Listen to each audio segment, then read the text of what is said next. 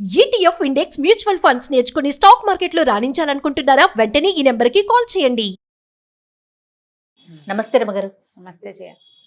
రమగారు, శివుని సాక్షాత్కారం, ఆయన సాక్షాత్కారం పొందాలంటే ఏం చేయాలి? ఏ మార్గంలో పయనిస్తే మనకు లభిస్తుంది అంటారు? అంటే సాక్షాత్కారం అంటే సినిమాలలో గడ్డిగా మన శివుడు ప్రత్యక్షం అయిపోతాడు అలా అని అనిపిస్తోంది కాబోలు, అంతే. అదే నా ప్రశ్న. శివుడు అంటే ప్రత్యక్ష రూపం కాదు కదా జయ. మనకేం తెలుసు, సినిమా కానీ డ్రామాలు కానీ నాటకాలు కానీ లేదా మనం సీరియల్స్ చూస్తాం, వీటిలలో ఏంటంటే శివుడు అనే ఒక వ్యక్తిని చూపిస్తారు మనకు తెలియడం కోసం. వీళ్ళకి శివుడు ప్రత్యక్షమై ఈ వరం ఇచ్చాడు అని తెలియడం కోసం వ్యక్తిని చూపిస్తారు. అందులో ఉన్న త్రిమూర్తుల్లో చాలా తొందరగా వచ్చేసేది ఆయనే. తొందరగా వస్తాడు, తొందరగా ఇచ్చేస్తాడు అని చెప్పుకుంటాం. మనకు అవి తెలుసు. శివుడు అట్లా సాకార రూపిగా మన ముందు ప్రత్యక్షం అవుతాడని, మనలాగానే ఇంకొంచెం ఘనంగా ఉంటాడని మనకు అదే తెలుసు. మనలాగానే ఉంటాడు, ఇంకొంచెం తెల్లగా ఉంటాడు, తర్వాత ఏ త్రిశూలం పట్టుకుంటాడు, మనలాగా బట్టలు గిట్లు కాకుండా ఏదో పులి చర్మం కట్టుకుంటాడు, ఏనుగు చర్మం కడతాడు, లేకపోతే పైన గంగమ్మను పెట్టుకుంటారు, గంగను పెట్టుకుంటాడు, మెడలో పాములు ఉంటాయి. మనకి తెలుసు కాబట్టి శివుడు అంటే ఇలా ఉంటాడు అని మనం అనుకుంటున్నాం. అవునండి.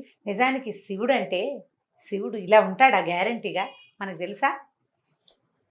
మనకి బుద్ధి నిలవడానికి ఇలా ఉండి ఉండొచ్చేమో అన్న ఊహకి ప్రతిరూపంగానే మనం గీసుకునే చిత్రాలు, చూసుకునే ఫోటోలు, వారైనా మనకు పంపించే రకరకాల ఇమేజ్లు అవన్నీ. శివుడు అనే ఆయన ఈ ప్రపంచం మొత్తాన్ని లయకారకుడు, ప్రపంచం మొత్తాన్ని లయం చేసేవాడు. అవును కదా. ఇప్పుడు చూడు, ఒక 10 మందికి 20 మందికి మేలు చేసేవాడిని మనం మహానుభావుడు అంటాం. ప్రత్యేకమైన వ్యక్తులు. ఒక 5-6 వేల కుటుంబాలకి గురువుగా ఉండే ఆయన ఇంకా ప్రత్యేకం. ఏదో మంచి కళగా సాత్వికంగా వాళ్ళ మొహాలు కనిపిస్తాయి గురూజీలు మనకి. 100 మందిని 100 కోట్ల మందిని అట్రాక్ట్ చేయగలిగిన వాడు, ఇంకా వాళ్ళకి బోల్డ్ పవర్స్ ఉన్నాయి తెలుస్తుంది.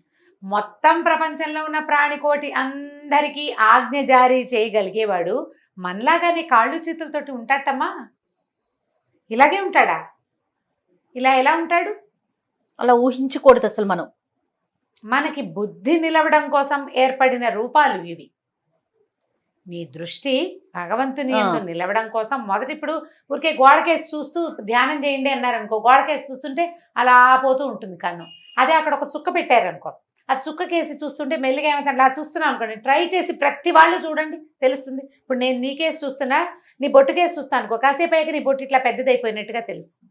దృష్టి దాని మీద నిలబడుతుంది.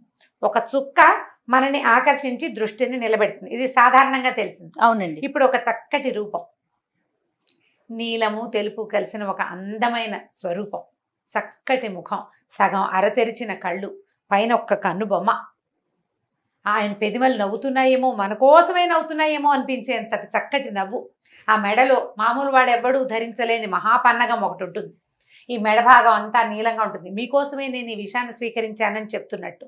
ఇప్పుడు ఇవన్నీ భగవంతుడు, ఈ స్వరూపం మనది, మన కోసం అన్న భావనతో ఏమవుతాం, మనం అందులో లయమై అయి వెళ్ళిపోతాం.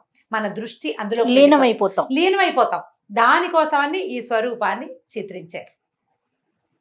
ఈయన ఇలాగే ఉండొచ్చు, ఇలాగే ఉంటాడని తెలియదు మనకి. నువ్వు శివుడి బొమ్మలు ఏదైనా చూడు, కాసేపు చూసేసరికల్లా రమ్మంటాడు, మనని పిలిచేస్తున్నట్టు ఉంటుంది. లింగ రూపం చూసామనుకో, మనకేం పెద్దగా భావాలు తెలియవు, అక్కడేదో పవర్ ఉందని ఊహ మనకి, అంతే. అదే నువ్వు ఒక స్వరూప ఫోటోను చూడు, ఒక పెద్ద ప్రతిమ ఎక్కడో బాస్పెట్లు వేసుకొని కూర్చున్నాడు, జపం చేసుకుంటున్నాడు. ధ్యానమగ్నుడుగా ఉన్న శివుడు, ఆయన కళ్ళు, ఆయన మొహము, ఆ కూర్చున్న విగ్రహము, ఒక సమున్నత ఆకారము, అవన్నీ కూడా మనని మొత్తం లోపలున్న అన్ని రకాల ఆవేశాలన్నీ లాగేసుకుంటున్నట్టు ఉంటుంది. అవునండి. ఆ లాగేసుకోగలిగే రూపాన్ని మనం చిత్రీకరించుకొని చూస్తున్నాం. శివ సాక్షాత్కారం అంటే మాటలతో చెప్పేది కాదు. మాట ఊరికే ఒట్టి పదం, అది అంతే. నిజంగా సాక్షాత్కారం లభించిన వాడు ఎవరిని మనం చూడలేం. వాళ్ళు మనలాగా మామూలుగా ఏముండరు. పొందిన వారు కూడా ఉండరంటారా రమగారు? ఎందుకు ఉండరు? మహానుభావులు ఎవరో ఒకళ్ళు మనలాగా ఉండరంటారా? మనలాగా ఇప్పుడు ఈ సంసారంలో ఉండరు కదా, ఇంకా వాళ్ళకి ఏది ఎక్కర్లేదమ్మా. ఒక్కసారి భగవంతుణ్ణి కంటితో చూడడం అంటే బ్రహ్మానంద స్థితి. ఆ స్థితిని అనుభవించిన వాడికి ఇంకా ప్రపంచంతో పనే ఉంది. ఎవరు కావాలి ఆయనకి? ఇంకా ఏమీ అక్కర్లేదు, ఇక ఏ ఆశ లేదు. ఒక్కసారి భగవంతుణ్ణి కంటితోటి చూడగలిగిన వాడు, పైగా ప్రధానమైనది ఏంటంటే నేకెడ్ అయి భగవంతుణ్ణి చూడలేదు. ఈ కన్ను బయట ప్రపంచాన్ని చూస్తుంది. కన్ను వెనకాలేముందో కంటికి తెలుసా? కంట్లో ఒక నలుసు పడింది, అదేమిటో నువ్వు చెప్పగలవు? నా కంట్లో పడ్డ నలుసు నల్లగా ఆకుపచ్చగా 2 గీతలు ఉన్నాయి దాంట్లో అని చెప్తావా? నువ్వు అదంలో చూసుకోవాలి నువ్వు. అంతే. ఏమి కన్ను ప్రపంచం అంతటినీ చూస్తుంది కదా, దా- దాన్ని ఎందుకు చూడదు? పోనీ నా రంగు ఏదో నా కంటికి తెలుసా? నేను అద్దంలో చూసుకుంటే తెలుస్తుంది. లేకపోతే పోనీ నీ కంటి వెనకాల 376 నెర్వ్స్ ఉంటాయి, ఏది ఒక నెర్వ్ని చూడమను. ప్రపంచాన్ని మాత్రమే చూడగలదు. బయటని బాహ్యమైన దానినే చూస్తుంది. మన అవయవాలన్నీ కూడా బాహ్యంగానే ప్రవర్తిస్తాయి. ఇప్పుడు మనం చెవితో అన్ని శబ్దాలు వింటామా జయ? మన చెవి లోపల శూన్యం ఉంటుంది. ఆ శూన్యంలోకే ఈ సౌండ్ వెళ్ళి ఇది మెదడుకి తగిలి తెలియజేస్తుంది. ఆకాశం ఉంటుంది చెవి లోపల. శబ్ద గుణకం ఆకాశం అని చెప్తారు, ఎందుకంటే శబ్దాన్ని కలిగించేది ఆకాశం, అదే చెవిలో ఉంటుంది. చెవి కూడా అంతే, దాని లోపల శబ్దాలు తెలియదు. మెదడులో ఒక టప్పమని ఒక నరం పగిలింది, మన చెవి దాన్ని వినలేదు. మనకు మతిపోతే డాక్టర్ చెప్తాడు వీళ్ళకి మెదడులో నరం చిట్లిందండి అని. ఏమి బయట ప్రపంచాలు చిటుక్కుమన్నా ఒక గుడ్డు సూది పడినా వినపడుతుందే నీ చెవికి. తన లోపల తన వెనకాల నరం చిట్లింది, దానికి ఎందుకు తెలీదు. ప్రశ్నే. ఇప్పుడు బాహ్యేంద్రియాలు ఏవి భగవంతుణ్ణి చూడలేవు, ఇవన్నీ బయటకి ప్రసరించేవి. అంతరింద్రియంతో భగవంతుణ్ణి తెలుసుకోవాలి. ఇప్పుడు అంతరింద్రియం ఏమిటి? మనకు లోపల ఏముంది? మనసు, బుద్ధి, అహంకారము, చిత్తము, ఈ 4 శరీరం లోపల ఉన్నాయి మనకి. నీ మనసు ఎక్కడుంది? ఫలానా చోట ఉందని చెప్పగలమా? బుద్ధి, ఇది మెదడు, దీని పేరు మెదడు, దీంట్లో బుద్ధి ఉందా? ఉంటే ఉండొచ్చు, లేకపోతే లేకపోవచ్చు. చిత్తం, చిత్తశాంతి అనే పదం వాడుతుంటాం. అవునండి. ఏమిటి ఆ పదార్థం? చిత్తం, అది కూడా లోపలే ఉంటుంది. అహంకారం లేనిదెవరు? నేను అనే భావన ఉంది చూసావా, అది ప్రతివాడికి ఉంటుంది. ఈ 4టిని మూసేస్తే అప్పుడు అంతరింద్రియం తెరుచుకుంటుంది, అంతర్నేత్రం భగవంతుణ్ణి చూడగలుగుతుంది. ఈ 4టితోటి కూడా మనం భగవంతుణ్ణి చేరలేం. ఇప్పుడు మనసు అన్ని చోట్లకి పరిగెడుతుంది. ఏది? ఆఫ్రికా వెళ్తావు నీ మనసుతోటి. ఈ ఆఫ్రికా ఎలా వెళ్తావు నువ్వు? ఆఫ్రికా ఈ మొత్తం ప్రపంచ పటంలో ఫలానా చోట ఉంది అని నువ్వు కంటితో చూసి తెలుసుకున్నావు. ఆఫ్రికాలో నల్లటి మనుషులు, ఎత్తైన వాళ్ళు, జీబు జుట్టు ఉన్న వాళ్ళు ఉన్నారని నువ్వు చదివాం, నీకు తెలుసు కదా. ఇప్పుడు ఆఫ్రికాకి ఫ్లైట్లో వెళ్ళాలి, అక్కడ కొబ్బరి చెట్లు ఉంటాయి, సముద్రాలు ఉంటాయి, అవన్నీ నీ ఊహ. నువ్వు ఏవేవి ఇక్కడ చదివేవో, ఏవి తెలుసుకున్నావో అక్కడికే నీ మనసు ప్రసరిస్తుంది. ఇక్కడి నుంచి నువ్వు ఆఫ్రికా వెళ్ళిపోతుంది నీ మనసు. నీకు ఆఫ్రికా అనే ప్లేస్ తెలిసి, పేరు తెలిసి, అక్కడ వీళ్ళంతా ఉంటారని తెలిసిన చోటకే నీ మనసు పరిగెడుతుంది. నీకు తెలియని ఒక విషయం వైపు నీ మనసు ఎలా వెళ్తుందో చెప్పు. కష్టం. వెళ్ళదు. అందుకంటే వేగమైనది ఏది అంటే మనసు కదా. నీకు తెలియని విషయానికి వెళ్తుందా మనసు? వెళ్ళదు. తెలిసిన వాటికే వెళ్తుంది. ఇవంతా తెలుసు నీకు, ప్రపంచం గురించి మొత్తం తెలుసు, కానీ కన్ను ఏం చూస్తుందో దాన్నే ఇప్పుడు మనసు తెలుసుకుంటుంది కదా. ఇప్పుడు మనసు కూడా తనకి తెలియని విషయం ఏమిటంటే భగవంతుడు అనే బ్రహ్మ పదార్థం మనసుకు తెలియదు. అది ఎప్పుడు చూడలేదు కదా. కన్ను చూస్తే మనసుకు తెలుస్తుంది, కన్ను చూడనప్పుడు మనసుకు ఎలా తెలుస్తుంది? చెవన్నా వినాలి. కన్ను చూడాలి, చెవి వినాలి, ఆ 2 జరగలేదు. జరగకపోతే మనసుకు తెలిసేదే లేదు.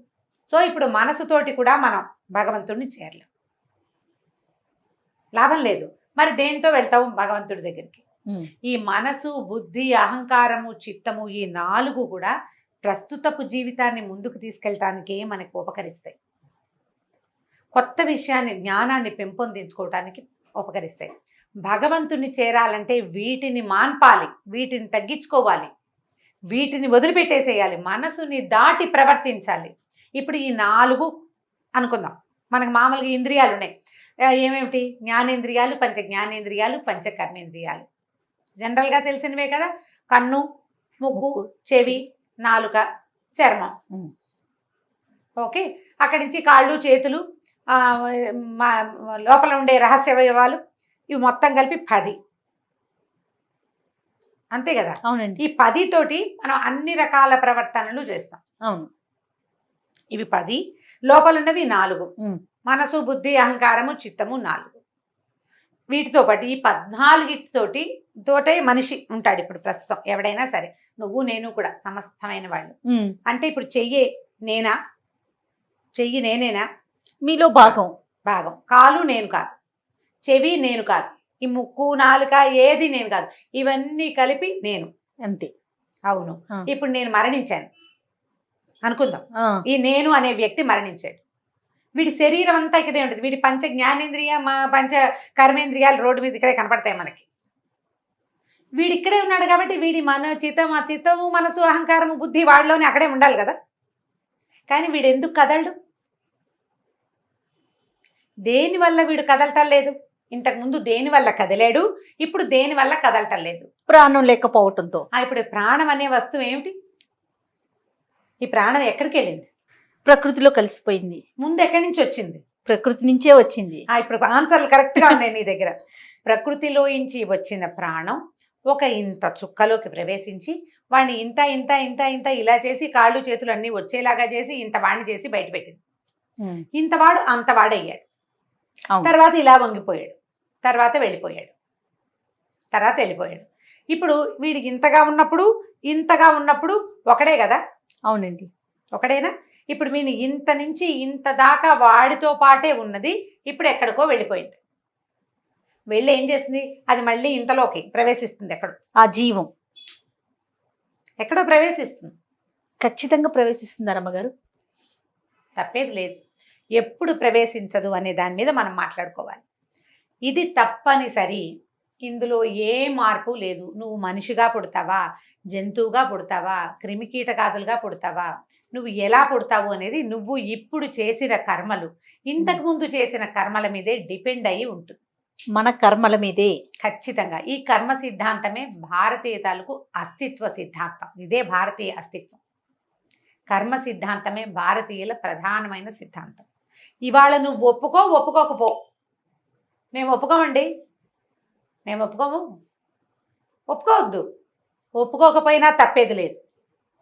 ఒప్పుకోకపోయినా ఇవాళ 6 అడుగులు ఉన్న నువ్వు ఒకప్పుడు నువ్వు ఒక్క సూది మన మోపినంత చుక్కవి, నువ్వు ఒప్పుకు తీరాలి. ఖచ్చితంగా.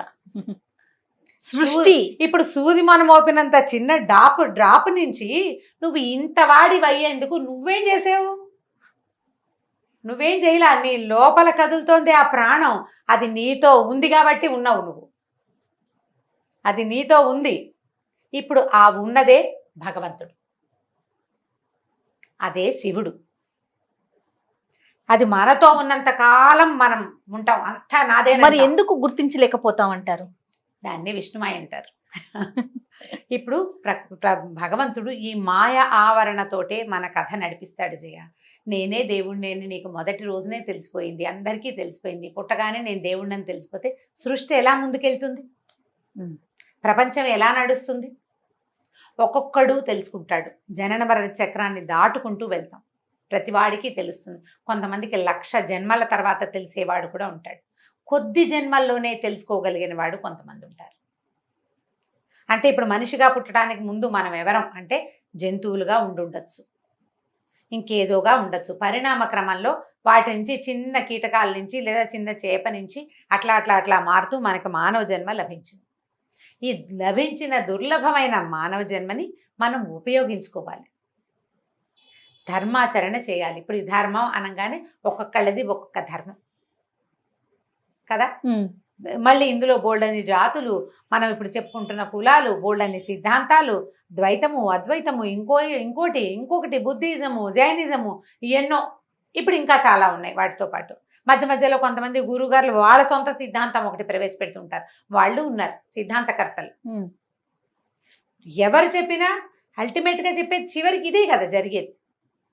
దాంట్లో నుంచి మనం భగవంతుడిని చేరుకునే విధానాన్ని తెలుసుకోవాలి. భారతీయులకి భగవంతుడు ఇచ్చిన పెద్ద అవకాశం ఏంటంటే భగవద్గీత.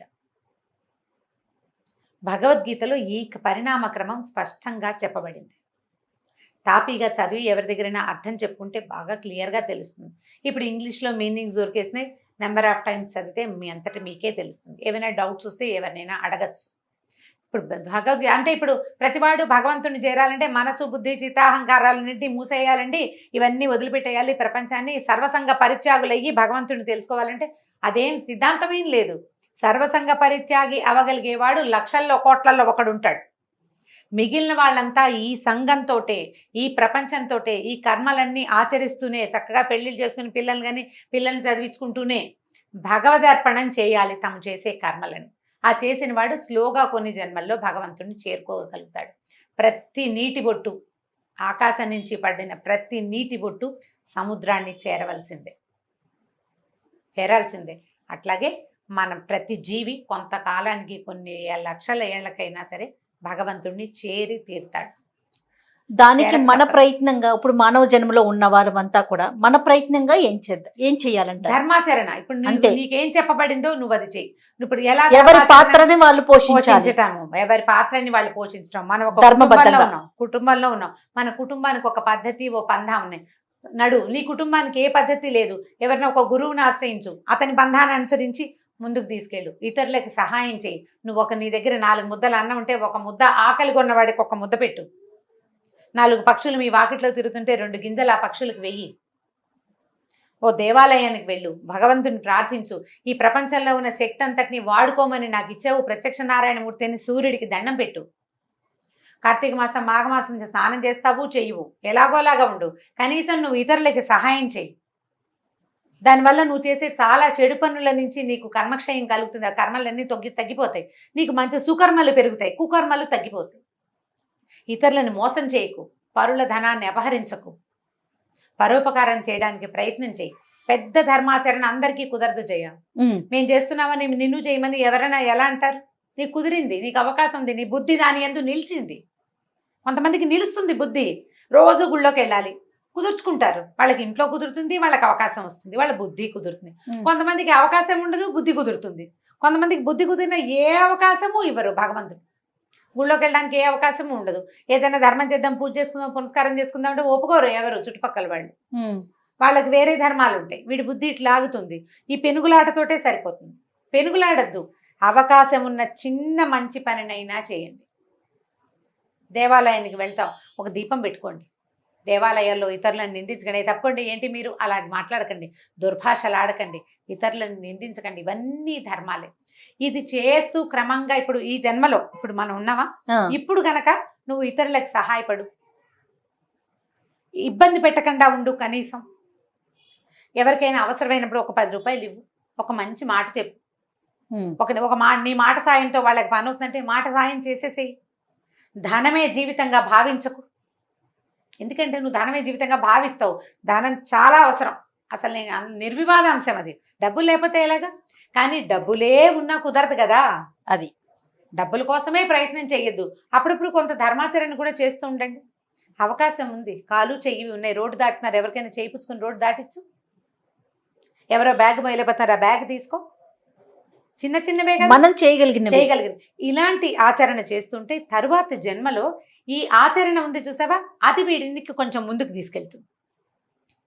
లేదా జపం చేసుకుంటావు, నువ్వేదో పూజ చేసుకుంటావు, బాగా వెళ్తావు గుళ్ళకి, నువ్వు చేసినటువంటి ఇది ఉంది చూసావా, ఈ గుడికి వెళ్ళటము, లేదా ఏదైనా చక్కటి సంగీతం వింటాం, దేవుడు ఎదురుకుండా ఒక చక్కగా కూర్చొని పాటలు పాడడం, ఇలాంటివన్నీ తర్వాత జన్మకి క్యారీ అవుతాయి. మనిషి చనిపోతే ప్రాణాలు పోతాయి కదా, మామూలుగా మనం చెప్పుకుంటాం. అయితే ఏంటంటే లోపల పంచకోశాలు ఉంటాయి మనకి, అన్నమయ, మనోమయ, విజ్ఞానమయ, ఆనందమయ, 5 కోశాలు, లైన్ మర్చిపోయాను. 5 కోశాలు ఉంటాయి. వీటిలలో ఒక కోశం వ్యక్తులతోటి వస్తుందట, ఆ జీవుడితో పాటు. దానివల్ల ఏమిటంటే పూర్వజన్మ సంస్కారం అనేది వింటుంటాను చూసాము. అవునండి. ఆ సంస్కారము ఇలా వస్తుంది. జీవుడితో పాటు వచ్చిన ఆ ప్రత్యేక కోశంలో వాడు ఈ జన్మలో ప్రగాఢంగా విశ్వసించిన ఒక ధర్మం, చాలా ఆసక్తిగా విన్నటువంటి సంగీతం కానీ, చాలా ఆసక్తిగా చేసిన ఒక క్రియ కానీ, ఇంట్లో ఎవరికి రాదండి, ఈ పిల్లాడికి సంగీతం వచ్చు ఉంటారు, వాడిది పూర్వజన్మ సంస్కారం వల్ల వచ్చిందంట. అది వాడితోటి వెళ్తుంది. నువ్వు ఇప్పుడు దుర్మార్గమైన పనులు చేసావనుకో, కొంత వస్తుంది నీతోటి.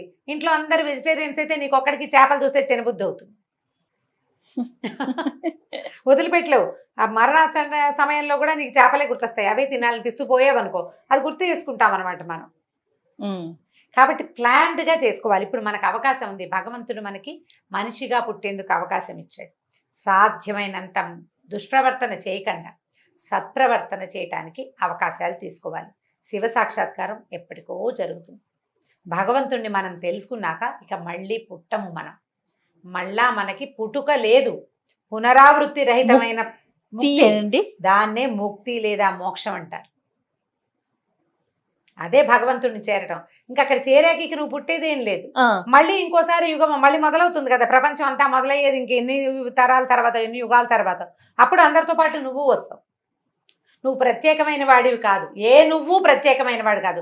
వీళ్ళందరూ సముద్రంలో నీటి చుక్కల్లాగా భగవంతుడిలోటి భాగాలం మనం. భగవంతుడు అనే ఒక పెద్ద వస్త్రంలోని ఒక్కొక్క నూలు పోగు ఒక్కొక్క ప్రాణి. ఈ నూలు పోగులన్నీ అక్కడ చేరితే మళ్ళీ అక్కడ వస్త్రం తయారవుతుంది. మళ్ళా సృష్టి మొదలైనప్పుడు వస్త్రంలో ఉన్న పోగులన్నీ బయటకు వస్తాయి. చెట్లు గాను, చేమలు గాను, పురుగు గాను, పిల్లి గాను, ఎలగ్గాను, మనిషి గాను అవే పుడతాయి. నేను ఆ వస్త్రంలోని దాన్నే వాణ్ణే అని మనం తెలుసుకోగలగాలి.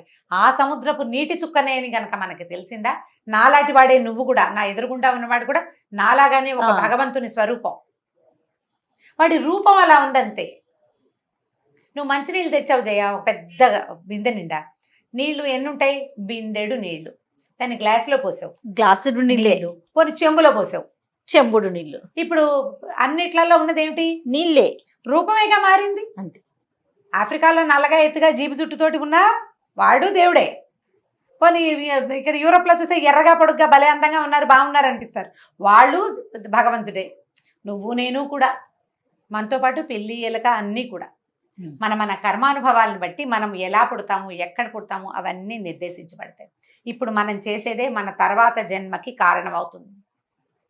నువ్వు మంచివి చేస్తే నీకు మంచి జన్మ, లేదా నువ్వు చాలా అద్భుతమైన కార్యక్రమాలు చేసేస్తే నీకు పునరావృత్తి లేకుండా చక్కగా నువ్వు భగవంతుని చేరిపోతావు.